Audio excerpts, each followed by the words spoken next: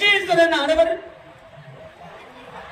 ஈசனை அழிப்பதற்காக ஒரு யாகம் செய்தார். வாஜப யாகம்னு பேர். அந்த வாஜப யாகத்தை 33 கோடி தேவர்கள் கலந்து கொண்டார்கள். அப்படி எல்லோரும் கலந்து கொண்டார்கள். ஆனால் சிவத்தை அழிக்காமல் சிவத்தை அழிப்பதற்காக ஒரு யாகம் செய்தார் தட்சன்.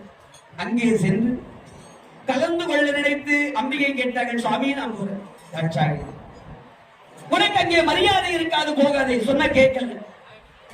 ஈசன் வார்த்தையை ஏற்காமல் தாட்சாயணி சென்று தந்தையுடைய அந்த யாகத்தினை கலந்து கொள்ள, அப்பா தலைமகளாக விளங்கக்கூடிய தாட்சாயணி ஆகிய என்னை அழைக்காமல் தாய் வீட்டில் ஒரு யாகம் பண்ண தலை மருமக பிள்ளை அழைக்கல.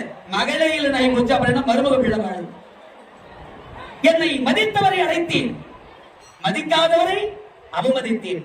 போவடி என்ன தாட்சாயணி உண்மையா? தட்சணி சிவனிந்தை பேசுவதும் பாவம், அதை காதால் கேட்பதும் பாவம். நீ ஒரு சிவ துரோகி.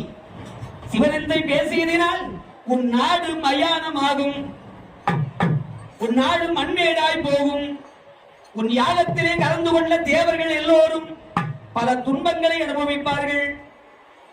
அது மட்டுமா, இந்த அற்புதமான யாகத்திலே கலந்து கொண்ட அத்தனை தேவர்களும்